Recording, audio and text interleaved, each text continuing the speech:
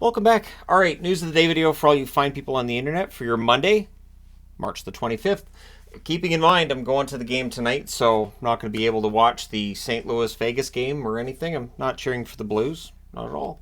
And it's weird because if the Blues lose and the Canucks win, then they clinch a playoff spot. But still, I want that tension in the West. I want there to be that uncertainty about who's going to make the playoffs.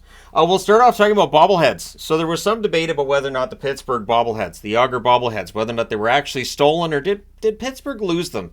It's 18,000 bobbleheads. Like, I guess it's possible to misplace 18,000 to something, but looks kind of weird. At any rate, they were found in a California warehouse. I guess it's just weird. So the bobbleheads have been returned, discovered in California and all. That's away from Pittsburgh, isn't it? So they will be distributed starting on April the 6th. It sounds like April the 6th and 7th. By all means, go to the NHL website, go to the Pittsburgh Penguins website, call your Pittsburgh Penguins ticket representative if you have the vouchers from March the 14th, and you might have already been thinking, I don't know if they're going to find these bobbleheads. I don't know what they're going to be used for. If this voucher here, what's it going to do? But it looks like the voucher, they'll scan it when you get there. If you bought multiple vouchers, like if you got multiple vouchers because you got multiple bobbleheads, you can pick all of them up. So there's no limit if you have the vouchers, and if they scan, then you're good. It sounds like it'll be inside PPG Paints Arena on the 6th, and it'll be a drive-through kind of setup on the 7th. But again, make sure you double check. But yeah, the bobbleheads are going to be distributed. Good on them.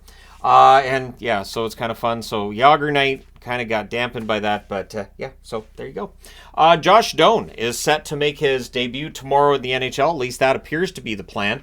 The Arizona Coyotes, it's nice to be able to talk about something positive. So Shane Doan's kid coming in and playing for them, it's a good story. It's a feel-good story. And so for the Arizona Coyotes, having him in their lineup, it'll be interesting to see how he's deployed, on what line, and all that fun stuff. But Doan playing in the NHL, good. When they drafted him, really, he had to play for the Coyotes, didn't he? So, we'll see how he does. Tom Wilson will not appeal his suspension. He had the option. We've seen suspensions being appealed. There was some debate about whether or not the union's kind of encouraging guys to basically, appeal them, make Bettman justify him. In this case, Wilson's just accepting it, just saying, no, that's fine. 6-game suspension. It is what it is. And so he's going to be out for a while. The good news is Washington seems to be able to win no matter who's in the lineup right now. So if you're a Caps fan, while you wish Wilson was in the lineup, so far they've been all right without him. So good news for Taylor Hall, although he's not going to return before the end of the season. At least that's what was announced when the injury took place. He was amongst a few that skated prior to practice for the Hawks today, along with Connor Murphy and Reese Johnson. Reese Johnson's in concussion protocol. Connor Murphy hasn't played for a while either. Chicago Blackhawks have been playing shorthanded, and yet they honestly, and I mentioned this when they got to that 20-win mark, I think that's remarkable considering that roster they had at the start of the year. And they're still able to win some more games before the season's done. Although if you're a Hawks fan, do you want them to win those games, or would you rather they finish at the very bottom of the standings? It's a question that was posed to me today in the interview with Brody Brazil. And my answer to that, I was honest. When a team I cheer for is out of the running and they're not going to be in the playoffs, I want them to lose down the stretch because I want them to play well and try hard and lose. And that's what I want. Because you want that chance at the top draft pick, right?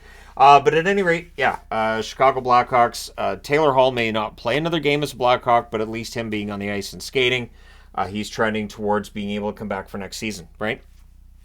That's the plan. So your 3 stars of the week are headlined by Alex Ovechkin in 4 games for the Capitals, 7 goals, 1 assist, 8 points. And now I'm seeing all these articles like, no, he's going to catch, look at this, he's on chasing for Gretzky. I never made an updated video. There was some debate about whether or not I should. You should make an updated video now that he's slowed down. No, because I thought, no, until it's a full season, there's no point in talking about it because Ovechkin's had slow years before, and so that's something I can talk about once the season's done. He's had years where he's been in the 30 to 35 goal range. It's happened. It's been so long since it happened that people don't really remember those seasons, but they're there. Go look up his numbers. Austin Matthews was the second star this past week. 4 games, 3 goals, 7 assists, 10 points. As the NHL decided, let's put 3 big names into our top 3 stars of the week. But yeah, Matthews, fantastic week. And McDavid, the third star of the week. 4 games, 1 goal, 10 assists, 11 points. McDavid's cruising towards 100 assists. He will be one of very few players to reach 100 assists. I believe it's Bobby Orr, Mario Lemieux, and Wayne Gretzky who've had 100 assists in a season. I think those are the 3. I think that's it. So McDavid is flirting with what could be a pretty heady numbers and pretty elite company in the 100 assist range. I mean, back in the day, I'm old enough to remember when Wayne Gretzky's assists would have won the Art Ross Trophy. He didn't need to score a single goal. So McDavid's kind of, he's not at that level, but it's not that far off.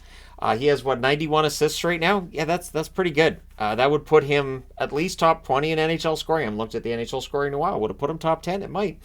Anyways, so these 3 guys all on playoff teams, all pretty big names. And there you go. There's your 3 stars this week. We're getting into video territory range for the Seattle Kraken. They're winless in their last 8, so there might be a 10 losses video coming for them. And the Avs, they're 1 win away from 10, which would put them in video territory as well, which means I have to jinx them, right? I'm kidding, of course. If the jinx worked, then the Oilers would not have had that 16-game winning streak, because I did do a video for them when they reached 10. So I've been dispelling these myths this season. It's just the way that works.